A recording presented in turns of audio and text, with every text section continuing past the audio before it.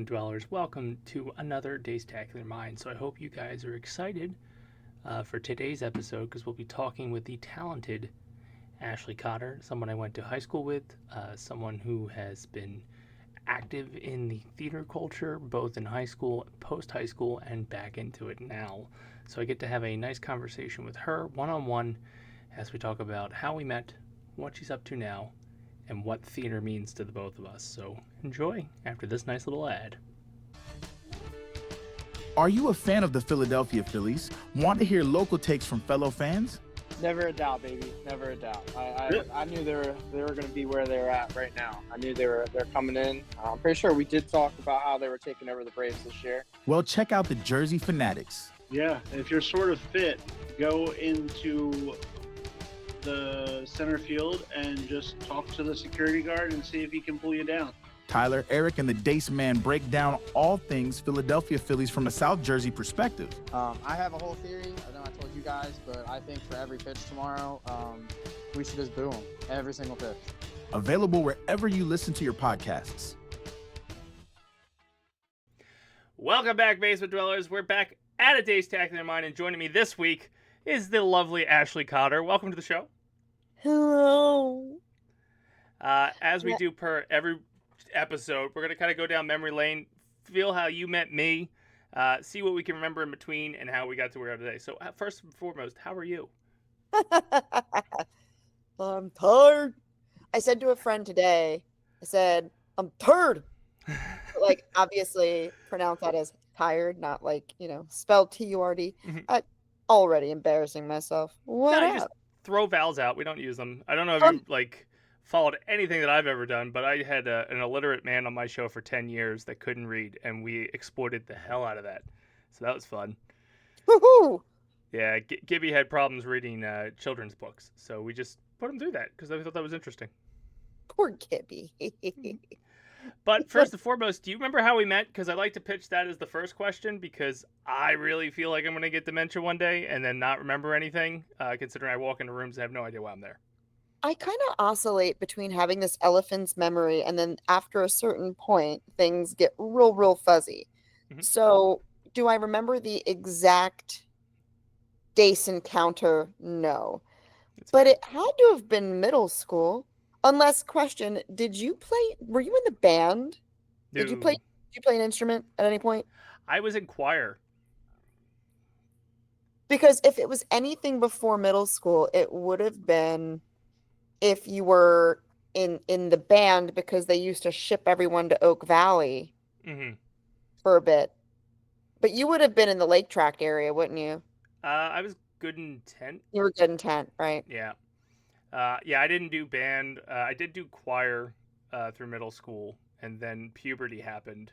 Not an aggressive puberty because my voice didn't get super deep, but not an aggressive puberty. I mean, as you can see, still a prepubescent beard, so it just didn't really take. But my voice wasn't high enough to do what I was doing or deep enough to do anything new, so I got out of choir real quick. It had to have been middle school where we crossed our paths, but we would have really established a connection at Deptford High, very likely starting in the fall play. Yes. The good doctor. From my crappy memory, that's where it starts. But to your point, we should have crossed paths well before that. Somewhere. Were you in the honor society in middle school? No, I was in student council. Oh, okay. I didn't do student council, I think. Do you remember what color team you were on? I was the tan team. I think it was on green. I think it was green. What the fuck was that about? Really, you couldn't orange, purple, Your tan? student day was awful. Are you freaking kidding me? And then Mr. Oreo, remember him? He was all excited. The tan lines. You insane. Oh, God. I lucked out. I had green. I don't think they did colors in 7th grade, did they? I don't remember. Yeah, that's way too far back for me. The fact that I remember I was green and that there was a tan and I don't remember the third color was. Maybe red? I don't remember. The But tan team, I drunk. I vaguely remember freshman year. I think we may have had history together in freshman year. You had Gamot, right? Yeah. Mm-hmm. Um, and I think that's where I established my very Harry Potter-esque appearance. So I was very low key. It wasn't until the fall play until I actually started talking to people. Yeah, probably not. Do you remember? I still remember we had to do and for people watching, our history class freshman year was interesting because one of the projects we had to do was to actually like read a historical fiction or nonfiction type of book, and then we had to illustrate the cover. And it was always this, do you remember that? We Hmm. had to we had to do a presentation on this book report, and then with that we had to do a replica of the cover, and it was always like this, how close can someone get to the actual cover? I did The Great Gatsby. I forget which one I did, but I remember using one of those because we may be one of the last like classes that use these damn things. The overhead projector. Where you could trace. Yeah, I remember using it for mine because my cover didn't make sense. It was very abstract, and I just remember tracing all the lines, going, "This is a huge pain in the ass." I forget what book I did though, but I also remember the big. I haven't seen one of those big machines since then with the overhead I am since our high school days. so I am so curious about classroom technology now. I just assume they're all using AI to make posters, or Chat GPT to write their book reports, and then AI to create the poster. My kids aren't there yet, so Yeah, luckily near mine. I don't want to be like I don't have to fight a computer to try to figure out what's going on. He plays Roblox, but that's about it. mm-hmm, mm-hmm. Yeah, Yeah, that's some fucking brain rot right there. Jesus. big time. The story I'll give him A for creativity because the stories that come out of what happens in Roblox, I don't think I could ever make up on the fly in like an improv class or anything. He comes up with some weird stuff. But to your point, he will spend hours upon hours on that if you just let him go, which is Mm-hmm. rough. But Yikes. But yeah, we we met in high school, fall play. Good doctor. yes, and we had two scenes together. We had the first one where we were an old couple A singing. kind, gentle looking person. Yes, I remember that part, and then nothing else. I also remember just being old. But the part that I had more fun with was when you kicked my ass in the second half of the scene. Oh, your rubies turned to radishes and your Rubik's to pickles or something. The And that's hell where I did learned what gout was. And now, as like a 36-year-old, I might have gout. I don't know. But I just what remember like the time? WWF match we had on stage where you just you whooped my ass. Which was And like, was that even properly stage choreographed? Like, how the hell did we do that? I Did have no most idea. basically let me have my way with like tearing you apart? You get some like sick gratification. Like, "Oh, I want to see this kid because It had to be because also we had like I had hit the growth spurt in 10th grade, so at least I was taller. Because there's a picture I'm going to use for our cover art here of our senior year, and there's a good like foot gap between Oh, us. is it the one where I'm in the green shirt and I'm like hugging you and I'm like little mini? Yes, and that's what Not kicked much my has ass. changed. Not much has changed. But that's what kicked my ass, which is to me was like the most fun I've had on stage ever. Like just getting my ass kicked. So I will say I will reserve my comments. This is a family-friendly show. close, but we ended up acting in 3 plays together throughout our high school career. We did The Good Doctor sophomore year, where I have the picture still hanging in my basement from the entire cast and all the signings that we did Oh on it. yeah. Oh, Um, memories. so then we also were in Much Ado About Nothing. Yes, I was Denzel Washington. I forget what the you were character's not name was. John. Yes, that was it. Who did you play again? I was Hero. Yes, you I were was one of. sad about that one, but Emily Piratini made a great Beatrice. But that Mhm. is, yeah, I would lop off a tit to play that part. I'm like, I ain't lying. Like, The oh, only thing I remember from that play is Duber just like having my head in his like armpit the entire time. because like he was the father, wasn't he? I don't remember. He was like he might not have been a father, but he's very fatherly on stage, and I just remember constantly being in like his armpit and being close to him for most of the play.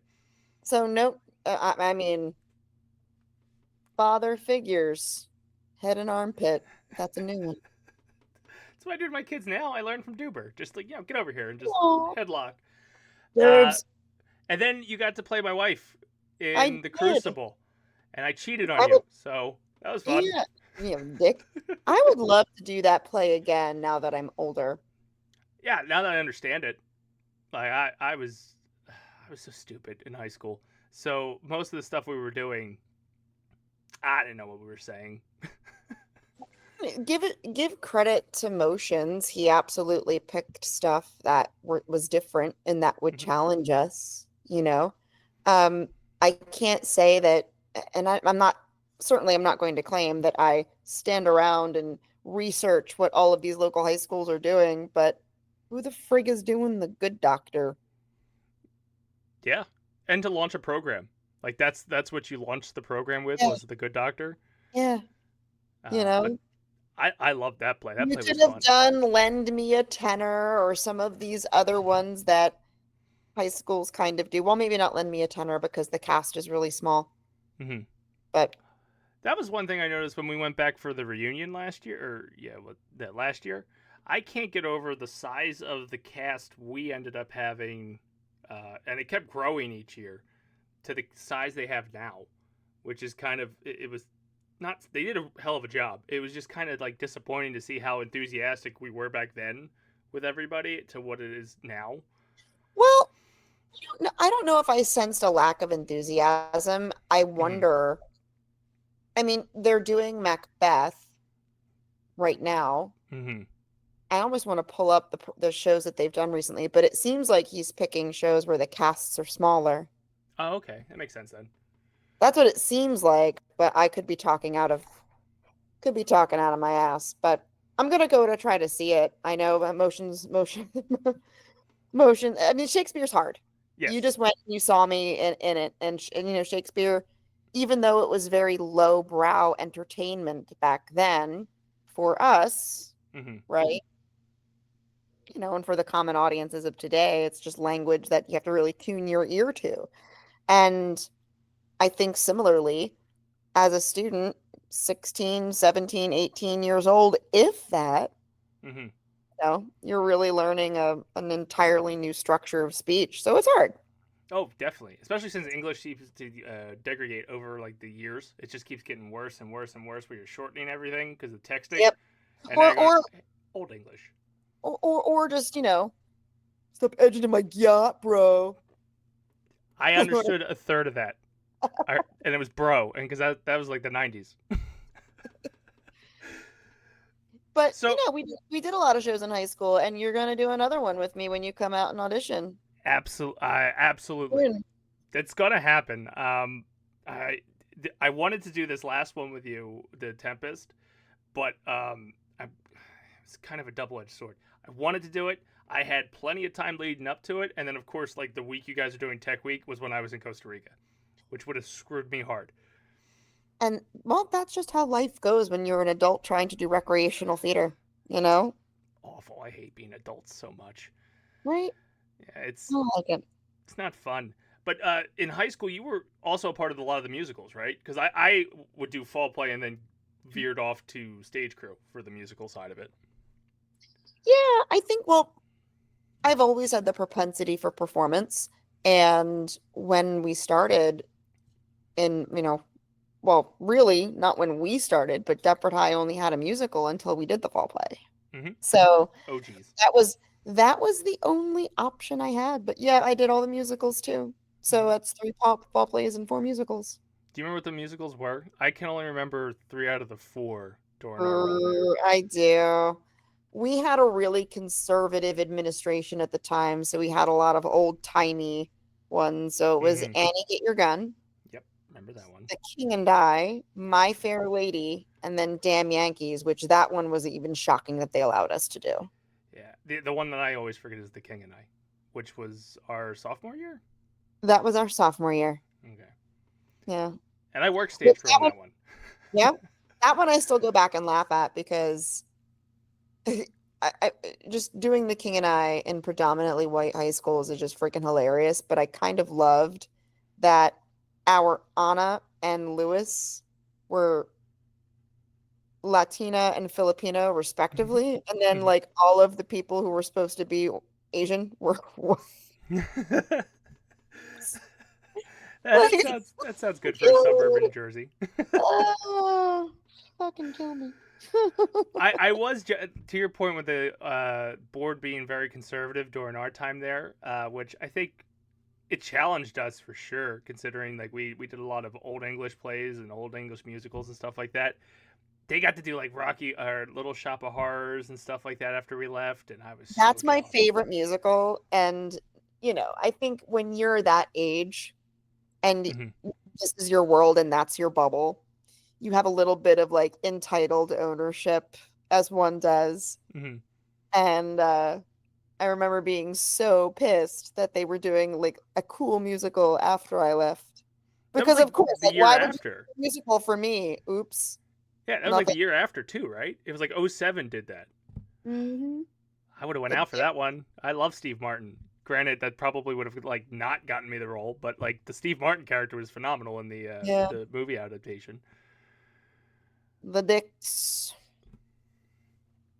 The Dicks. Soon. We'll do it soon. Soon. Soon. So after we parted ways, I went to Georgia like an idiot. Didn't bode well in the South for the old Dace Man. But you went north, right? You went to New York. I did. Well, Ish. as north-ish. I don't know if I consider New York so much north. But yeah, no, I did. I went to Hofstra. I was there for 4 years. Did the majors in the theaters. Nice. And then when I graduated, I stayed there for another 3.5 years. That's not bad. I lasted 9 months in Savannah, about the term of like a baby being born, and then bolted immediately. When you were up in that area, did you do any plays while you were up there? While I was in school, yeah. And then when I graduated, I did 2 community theater productions at the same theater. And then I got the restaurant job, which robbed me of nights, weekends, and holidays, and thus subsequently robbing me of the opportunities to go out for local theater. So, sure. What shows did you do? You want in college and after? Sure, why not? Okay. So, at Hofstra, there was the student-run shows. There were 2 clubs on campus. There was Spectrum Players, which did the straight plays. Okay. There was Masquerade that did the musicals. Funny story, even though I am much more of like a straight play performer, I actually supported and was on the board of the musical theater company for like 3 years. Nice. So I did a mixture of musicals and plays for the club shows, and then there was the department shows, which, the Department of Drama and Dance would release their season, and then when you auditioned, you would, depending on your major, you either auditioned for the entire season or you auditioned for just whatever show you wanted. The rule was if you were just a bachelor of drama or not a drama major at all, because they didn't exclude other majors from auditioning. But if you were a drama major, you could just pick what you wanted. If you were part of the BFA program, which I was, you could not cherry pick what you wanted to audition for. You had to audition for every show, and you got placed, if they placed you, wherever they wanted you. Okay. So I got to do Equus, which is a play by Peter Schaefer. If you recall, Daniel Radcliffe actually starred in that. Oh, okay. On Broadway when he finished the Harry Potter business. Psychological kind of drama. Boy, horses, psychologists, and cops, and it's weird. I'm grossly summarizing. But I actually didn't start out as a performer in that show. I was like a stage manager or assistant stage manager, and we had someone drop out, Hmm. and they were like, You want to do this?" So I got to be one of the horses, and the premise or the concept was that we all wore black and we were sort of creative movers. And to indicate that we were a horse, they molded horse heads made out of chicken wire, Okay. which all the scratches on my neck were helpable from that. But it was pretty cool. So I got to do Equus. I got to do the full Monty. Jealous. I was the little old lady that, Mhm. like, the chain smoking old lady that teaches them how to dance. That's an amazing. I'm jealous that you got to do that. I mean, I've Yeah. only seen the movie version of it, but Musical version's cute. It's cute. And then um I got to do, gosh, my memory fails me. So I was in a play called The White Devil, mhm. which is one of Shakespeare's contemporaries. Okay. That show was really cool. Um, there's a show that I was in that I played the lead in. I don't really talk about it anymore because truthfully, it wasn't appropriate for me to play the role or even for Hofstra to do the Mhm. show. That's fair. We whitewashed an entire piece that really should not have been. The only source of comfort that I think I would say in having done that show is that the playwright actually came to see it. Oh, did That they was say good really, things? really cool experience. Yeah. Nice. So, Luis Alfaro, who is a professor of drama and playwriting over at the University of Southern California, he wrote the play that we were all in. I don't know how the sausage got made Mhm. in terms of how he got there and like how he was, whether he asked to come see it or he was invited to come see it. I have no idea. But he came and he watched us in a final dress rehearsal, and the notes he said to us was, it's clear that you're not trying to characterize these people, you're just trying to tell the story. The biggest note that he had was, there are so many moments of humor that you're missing because culturally you wouldn't understand this. So Mhm. you're playing these hilarious moments as dramatic when they're supposed to be laugh out loud funny. Sure. But that was cool. I got to meet a playwright. I'm actually friends with him on Facebook too, which is cool. Oh, Like every now and again we like wish each other happy birthday or whatever. So it's kind of sweet. cool. That's Yeah. pretty cool. So I have that. I was in the Tempest in college, if you can believe it. Ooh, I didn't know that. Yeah. So I got to do the Tempest twice. I was like a fairy, like a nymph and Mhm. dancer sort of thing.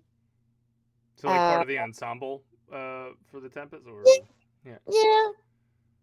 Um what the hell else did I do when I was there? Those were the big ones. Nice.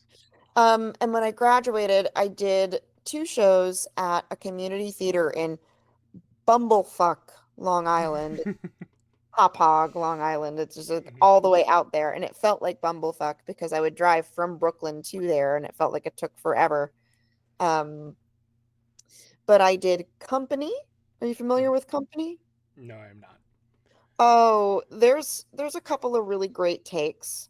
It's a Stephen Sondheim musical. Mhm. Um, My favorite one is you can find like a PBS recording of it with Raul Esparza as the lead. There's another cool one with Neil Patrick Harris as the lead, and Stephen Colbert was in it. That first guy, he was in Law and Order SVU, wasn't he? Yep. Raul Barba. Esparza is, yeah, Raul Esparza is sick, nasty talented in musical theater. Like he's stupid. Oh, He's I just, loved him on SVU. I was so disappointed when he left and I saw that he was doing more like theater stuff instead of actually camera stuff. That makes yeah, so much more sense then. he's rad as hell. Like, oh, what just happened? Uh, I don't know. You're still good. I think we're still good. Okay, I'm good. Yep. Did you see my face go like, did I just hang up on you? What was that? And then I was also in Sweet Charity, which Okay. is like, uh, it's not often done. It's kind of weird. Christina Applegate was in the revival most recently. Um, Mhm. and when I say recently, I mean like probably 15 years ago. Oh, the last time it was revived. Um, Gwen Verdon, who was like the original Lola in Damn Yankees from back in the Mhm. day, she played the lead part. But I was a dancer in that. I basically was a stripper. Oh, well, there you go. You got a Tall, range. tall girl. I don't think I've ever had the luxury of playing a stripper yet. I want to. Well, I wasn't actually stripping, but scantily clad and Mhm. suggestively dancing. So I would love because that. look at me, that's exactly like that's exactly what I do. You already know, like, I was trying to manifest being a transvestite from Transylvania, so I'm down to clown with a corset. I'm It won't down to look clown. good. Oh, I would be Columbia in a heartbeat. I I think back so. in my younger days, I was able to hit her notes. It was it's something I'm ashamed of because like I'm a dude and I shouldn't be hitting notes like that. But Listen, dudes with a sick high range and a good falsetto, you fuck with that. I just So remember yeah, being drunk at one of those Monster Mania conventions, singing her song because they would do the performers in front of the screen, and I was just like hardcore into Columbia. Like all the other parts were happening, but for whatever reason, I just rocked the Columbia part. I mean, I'm down with it. It's a fun part because she's just so bubbly. The other options is to be either Frankenfurter or Riff Raff, who's just like kind of a downer until the end when he gets like his skirt. When he gets his skirt. It's like he's free from the tight pants he was wearing. Yeah. Columbia's on my wish list. I don't know why that went off. But I would kill to do that. Little Shop of Horrors, and uh, I try to like stay away from musicals, but like those two are the two that I'd be like, yep, I'd absolutely do that. You would be really good in the Full Monty. You think? You gotta did you watch the video that I sent you of Big Ass Rock? A little bit of it. I was at I think I was at work and I was trying to listen to it and then just like also trying to keep it like quiet because like it was being secret. But I'll go back and watch it again. But that's the movie that had Rumpelstiltskin, the guy from I can't think Robert Carlyle, I think Mm-hmm. was in it, and so was Robert Baratheon. I can't think of the actor's name, but I liked the movie and I liked what they did with it. So I would love to those type You'd of be good for that. transitional things. But I'll also be directing. Ooh. Um, so the theater company that I've been doing a lot of work with, I now serve as an officer of their board. Hmm. Um, we are doing a new works weekend in February. So it's Okay. February 14th and 15th. Um, and we've basically gotten submissions from about 20 original playwrights. And, I'm going to direct, I don't know how many of those short plays. Cool. So do So the if playwrights you're, bring their own actors too, or are they holding auditions for that? we'll hold auditions, but it's encouraged that we'll cast from as many people as we know. Hmm. So clear your calendar, bitch. You're I am mine. actually in town until February at least. You're mine. I I would totally do that because they're probably not as aggressive as a full play, right? Like No, we're auditioning in January, and then the short play goes up in February 14th or 15th, and if you're in more than one. sure, because But I recently got my actual travel schedule for the next 3 months, and I think I'm on the road 3 weeks, and by on the road I mean I'm just going up to Lehigh Valley. that's So got to be it's so hard for you, like the road warrior shit. It's got to be it's old now. it's the worst. I've been doing it since 2009. Like basically I did which is funny because I did two plays in Gloucester County College, and then I was up for a third one, and then I got this job, and I haven't been able to do return to the stage anytime since because of it. We did Midsummer Night's Dream, and then it was like a dining experience. We did Killer Karaoke. Oh yeah, I remember you talking about that in one of these other Yeah, Dacetacular People, Johns. that one was fun just because like I was a killer. And then there was this dude Jamie that I acted with who was probably about your size that I was able to pick up and just use as like a prop, and I that was don't fun. know how to feel about that. your size. I can pick you up and use you as a prop. Well, I had to listen to it, like eavesdrop on a conversation, and he was standing right there, so I picked him up in front of me and just kept peeking around him to hear the conversation. So That's funny. I'm glad he went with the improv because he could have just got really pissed off that I did that, but it worked. I mean, it sucks when we get our own lives and our own careers, and I think it's just a force of growing up and adulting that those things get put on hold, but you can always return to them. Yes, You and you know, did. So this is your second playback after what? 10 years? 12. 12 years? Oh God, decade. I hate when things are double digits, but I know. Double digits and more than 10. yeah, it's like it's going into high school. You did the one in the spring. I forget what the heck it was called because I did come Harvey. see it. Harvey, yes. Which was fantastic. I remember laughing at that because I had no idea what that play was when I went down there. Really? You never saw the movie with Jimmy Stewart? No, Cheever kept telling me that it was a movie. But Cheever Cheeves, and I just kind of like, oh yeah, probably should. Don't make him a verb. Oh, he's a verb, an adjective, and a noun. He covers all bases. But he ended up joining you with the Tempest after going down to see it. I'm so glad. He not only did he join in the Tempest, but he came down. So we actually did a workshop for the Whim Productions, which is the theater company in question here. We did a workshop to kind of integrate. That's the wrong word. Get people comfortable with Shakespeare prior to the auditions. Mm-hmm. And Cheever came to that, which I also thought was really cool. Yeah, I didn't realize you went down there for the workshop. No, he did. He absolutely did.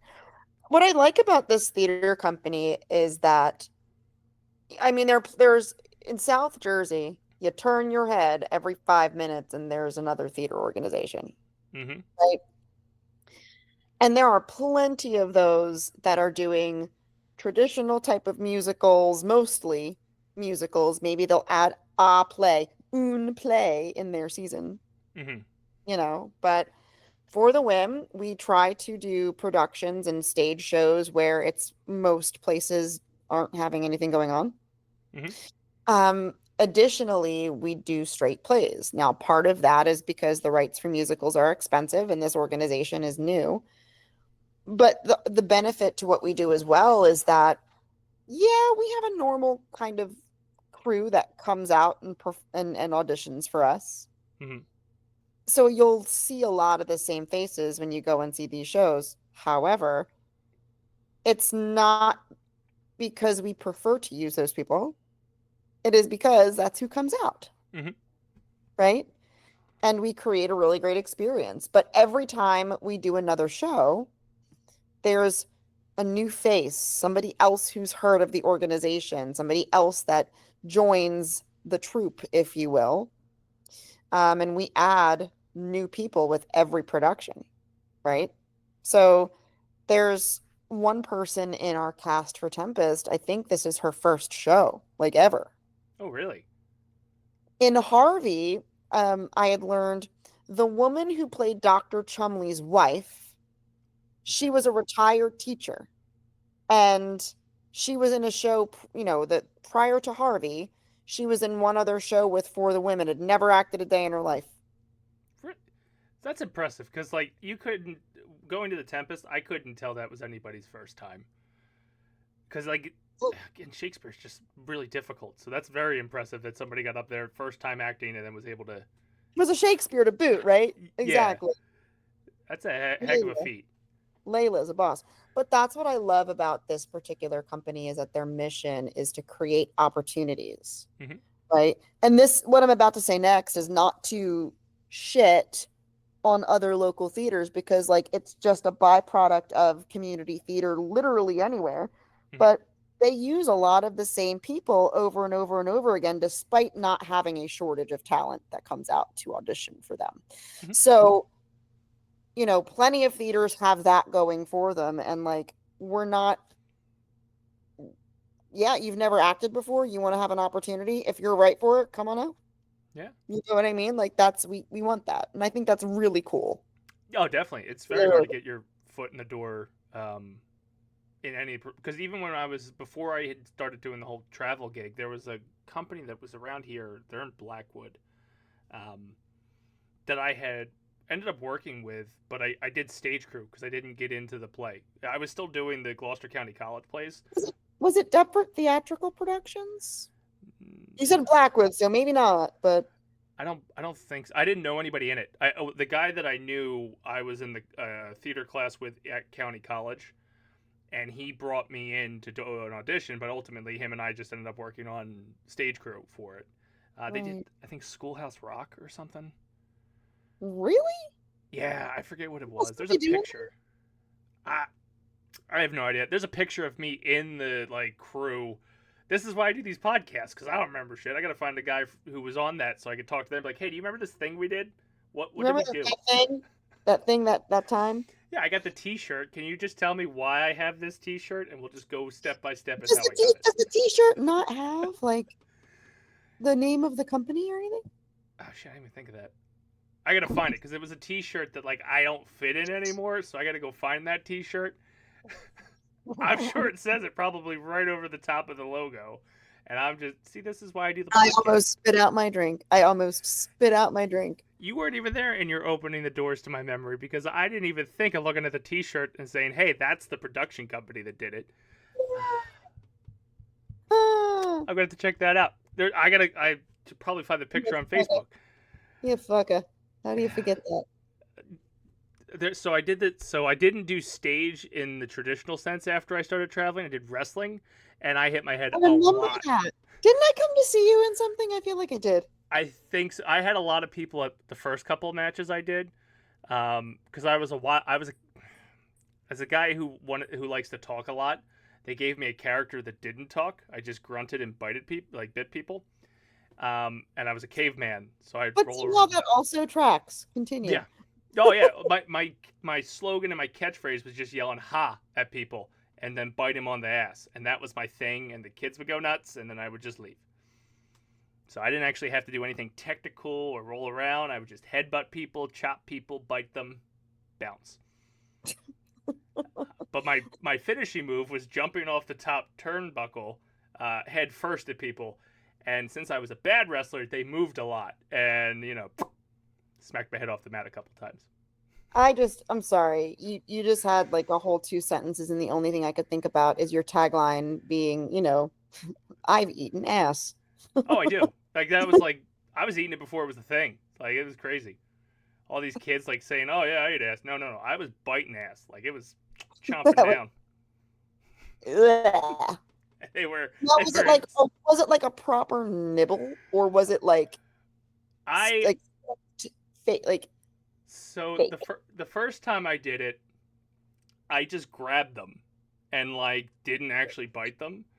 Grab the cheeks. Yeah, and I hid my face because I just assumed grown ass men didn't want me biting them on the ass, and then I got yelled at for not committing to the bit. So the next guy I bit didn't know I was going to bite him, and then he got mad that I bit him. So it was always a Russian roulette if I was going to bite people or not. Yeah, it was weird because they're also in spandex. Oh, that's fucking weird, bro. It's a good thing I'm comfortable with my sexuality because I was rolling around with. It's less about your sexuality, and I think more of I don't know. That's a sensitive place. Putting some mouths there. It's fucking weird. Yeah, especially they move. Did anybody ever fart in your face? No, luckily not. I think that would have been the end of the gimmick because I would have stood up and went, "No, I'm done. I'm walking away." So biting ass was not enough for you. I should have drawn the line. The weird thing about that whole experience is, like I said, I like to talk a lot, doing the podcast and stuff like that. I was actually teaching the promo classes at the school for the other wrestlers. And then I would go out and just bite people and incoherently scream and then just left. But that's why I have shit memory, because I just kept smacking my head off the ring and smacking my head off asses, apparently. Poor thing. Poor thing. Yeah, it was an experience. I mean, that was my segue to getting somewhat back onto a stage. You find it where you can. It meant a lot that y'all came down for Harvey in this, though. It really did. It touched my I little heart. I enjoy it. Like the one thing I try to do, and like anytime somebody's doing something, I want to like kind of be there to support them. Mainly because I pester the shit out of them to watch my shit and listen to me talk. But like when Frank Klein was doing comedy, I tried to go all to his shows every time he would do stand up. Is he not Anytime, doing it anymore? not as much as he was doing them. Okay. Because like he was doing open. I remember going to open mics down in Atlantic City for him. He did Yeah, he's been a bit. a couple bits at Helium that I went to and saw him do. But anytime someone does plays or anything like that, like I'm all in. I want to see people getting back into it because it just being adult sucks, and it makes me feel good to watch other people like not being an adult for a bit, or at least getting to relive some fun.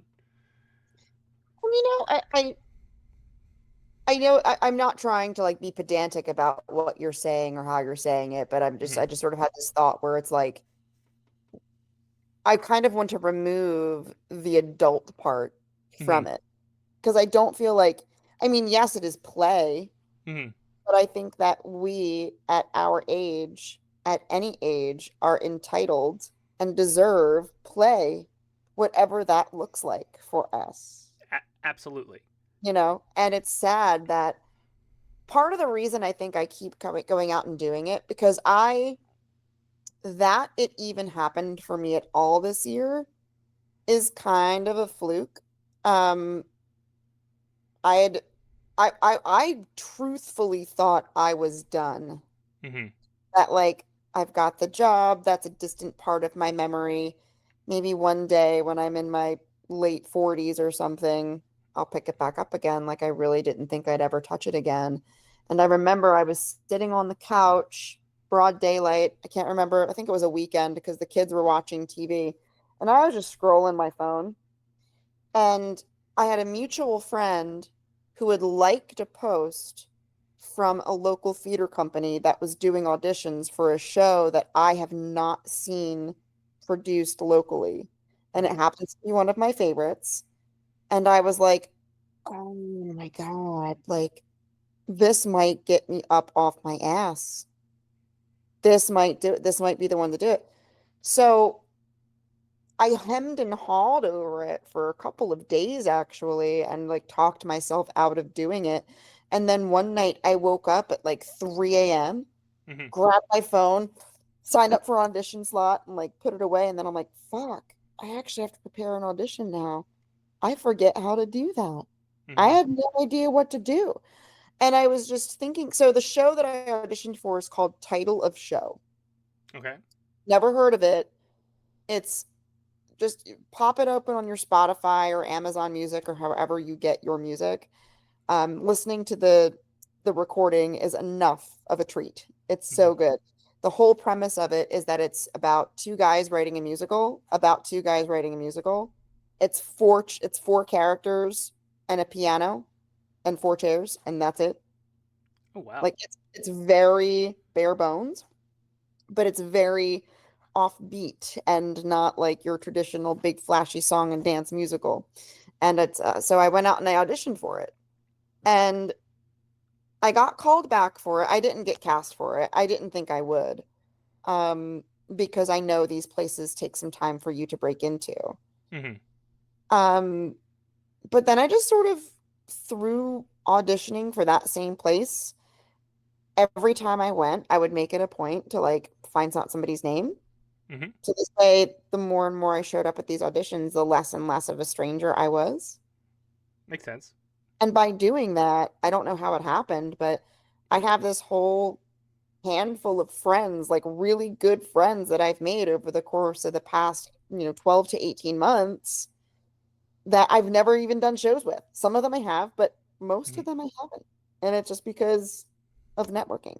Nice. But then I wound up through one of these friends, they said, yeah, I'm going to go see my buddy in All My Sons at this theater company called For the Whim.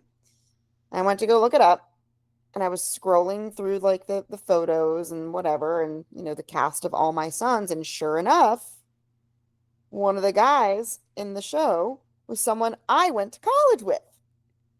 And I was like, holy shit. So, and it was Brian who plays Ferdinand in The Tempest. Okay. A freshman when I was a senior. Mm-hmm. And I reached out to him. He told me about Harvey auditions, and the rest is history. Nice. But That's the like, way I to do was it. not planning on auditioning for anything. It's just saw something that caught my eye, figured I'd come out for it. And part of the reason I keep putting myself out there is one, the bug is back. Mm-hmm. But two, the more I do it, the more that I reinforce the fact that it is possible for me to do it. Mm-hmm. Otherwise, it is easy for me to say, no, I'm too busy, I'm too tired, I'll focus on this, I'll focus on that.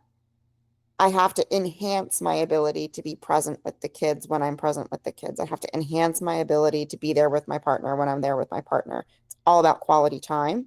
Mm-hmm. It could be very easy for me to dismiss and say my schedule is too full, but I think you make the time for it. You schedule things around it to make the time. Mm-hmm. Provide, Absolutely. you can, but I keep doing it to validate and convince myself over and over again, you can still do it. This hasn't left you. It's not gone. It's still possible. You know? That's so cool because like it's you're right. It's just basically like the get up and go or it's never going to happen type of like mentality, and that's so cool that you've been able to get back on the stage this last year. And really, there's been no big dreams of, I never wanted to be a professional on-stage performer. That was never my goal. Sometimes I wonder what could have happened if I did, Mm-hmm. right? Sometimes I wonder. Mm-hmm. That's really less of a regret thought and more of just a what if? Like, would I have had it, Mm-hmm. hack it, you know? Yeah. But that was never my goal. I wanted to be a teacher. Like, I didn't want to, you know what I mean? Like, Mm-hmm. I didn't like the life of being constantly on the go or on a cruise ship for months at a time or, doing 8 shows a week. That's aggressive. It's aggressive, and God bless the folks who are that's their lives and that's what they do, and they're athletes in their own right. Mm-hmm. But I knew I wanted kids, and I knew I wanted a family life, and that's really hard to maintain with that. Mm-hmm. Not that there aren't people who are professional performers that they clearly have that, right? They have Yeah. the support, the means to still support a family life, and they make it work for them in the way that it makes sense. But I just wanted my life to look different than that. I So get it. really just for the joy of doing it. Mm-hmm. There's That's- something about a performance and that like adrenaline rush of just being in front of an audience, and like this is fun to like do in front of a camera and stuff like that, but you don't get that instant gratification of hearing an audience reacting. Like that's the big thing that I miss because like I'm definitely an egomaniac, but it's hearing instant reaction to what you've done, and I miss that. That's why I went to the wrestling. That's why I do the theater.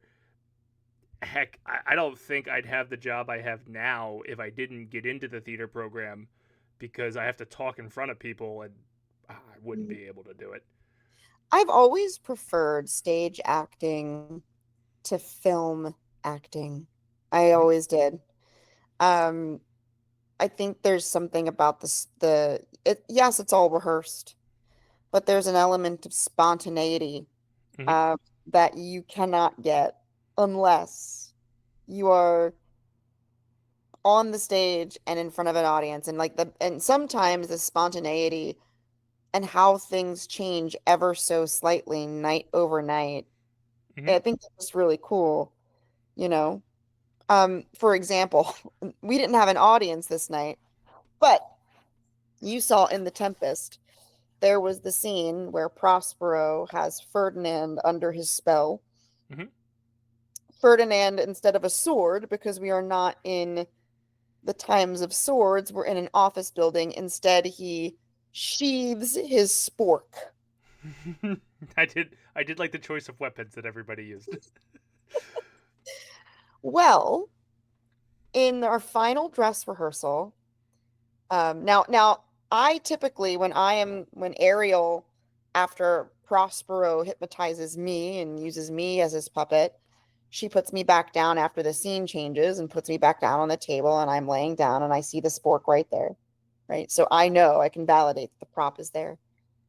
But when Caliban had come out to eat his lunch at the table, he made off with the spork in his bag. So there was no weapon. The entire bit wouldn't have worked. Moments before the spork scene, I have a bit where I hand Ferdinand a cup of coffee, and then Prospero startles us. It just so happens that behind us there is a sponge. So Miranda grabbed the sponge to clean up the coffee, and I just left the sponge on the table, hoping that Brian would understand what the fuck I was trying to do. So I was like, there ain't no spork. You've got a sponge today, boss. So the entire weapon scene was him pointing a sponge at Prospero, and then when the sponge turned on himself, it was me and him making sure that the sponge didn't touch his face. And somehow I thought that was funnier. Like, I thought that was fucking great. I was like, can we change it now? The sponge was great. That instant gratification and being able to tweak things, like you said, it's very hard to do in front of like a camera, because like you'll record this and then you won't get feedback for 3-4 days after the fact. Whereas the stage, you get to play with it. It's like a playground in a way. Mm-hmm. Either things change because of mistakes, or things change because the actor just decided to deliver their lines in a slightly more hostile way than normal, and you know, or sweeter way than normal, right? Whatever it is, you're responding truthfully to that delivery. But like, I've always liked that. And I think stage acting and film acting have their own degrees of difficulty. Think about a film when you could record the last scene first. Yeah. In theater, you actually get to see and experience your character's entire arc from beginning to end of that story. Where in film, you don't get to do that. And that's hard. Yeah, especially if you're happy at the end of it or happy at the beginning of it, but you have to do a sad scene first. Yeah. Like the context, it's their own degrees of challenging. But I'm a stage gal through and through. I miss it, and like you said, I hope that I get out there soon.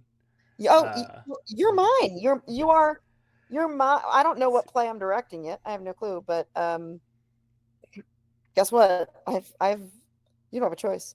I think I probably could pull off the short ones. The ones in May, I don't know. Just because I don't know of a project I'll be on, but God, I would love to come down and start acting again. And listen, I'm going to throw this out to you too. Even if you just want to help out in any way, shape, or form. Oh, absolutely. Anything I could do. One of the things that I think we would benefit from is like and take this as, I am in no way, shape, or form saying you're not a theater person. But sometimes an organization like that, that's new and budding, benefits from different perspectives and different walks. Right? So any sort of a stage crew, I don't know. I don't think we do public meetings yet. But we'll get there. Anything I can do to help out. And you know me, I'll just drag whoever I have with working this BPP stuff with me too. Frank is a hell of a hand, because he just immediately says, oh, I'll do whatever. And I take him literally at that word. So Frank will do everything. So if you need another guy in February, Frank's available.